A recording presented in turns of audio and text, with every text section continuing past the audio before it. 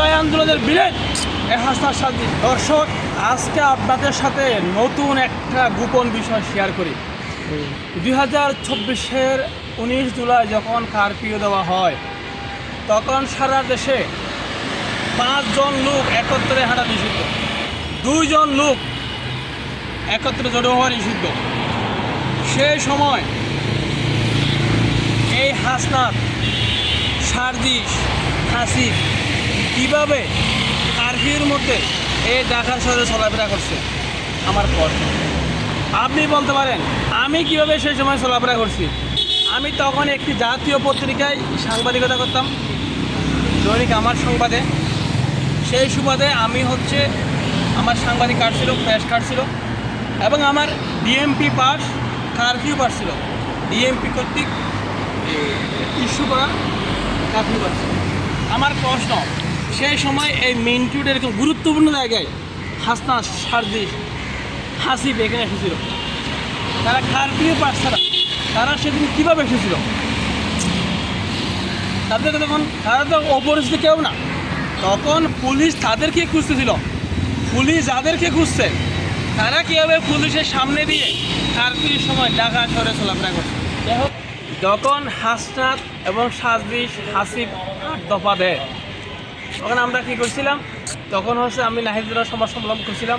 ঠিক ওই জায়গায় সংবাদ সম্মেলন করার পর মিডিয়াগুলোকে এই জায়গায় লুকিয়ে রাখছিলাম, কারণ আমি জানি অধিক মিডিয়া দেখলে হাসনাত এবং সার্জিস পালিয়ে যাবে। হাসিবের প্রতি আমার অতটা খুব ছিল না, কিন্তু আমি একেবারে নিশ্চিত যে হাসিব আমার কথা শুনতো, হাসনাত এবং সার্জিস আমার কথা শুনবে না। তারা মিডিয়া থেকে পালাই যাবে, এই জন্য মিডিয়াগুলোকে সেদিন লুকিয়ে রাখছিলাম। আর 1-2টা মিডিয়া, এই যে দেখতে পাচ্ছেন এখন টিভি সহ 2-1টা দিয়ে আমার সাথে রাখছিলাম, যাতে তারা যদি পালিয়ে যায়, সে পালিয়ে যাওয়ার ভিডিও যাতে কী হয়, ধরা পড়ে। যাই হোক, সময়ের পরিবর্তনে দেশে এখন জুলাই বিক্রেতা বেড়েছে, জুলাই ব্যবসায়ী বেড়েছে, জুলাইয়ের চেতনা বাস ব্যবসায়ী বেড়েছে। আমার প্রশ্ন, যেদিন হাসনাত, সার্জিস এবং হাসিব 8 দফা দিয়েছিল, সেই দিন কয়জন ছাত্র সমাজ তাদেরকে ঘৃণা করেছে? আজকে অনেকে হাসনাত এবং সার্জিসের পেছনে বসে বলে জুলাই আন্দোলনের বিলেন হাসনাত, সার্জিস। কিন্তু সেই বিলেনকে নায়ক বানানো হচ্ছে মিডিয়ার কল্যাণে।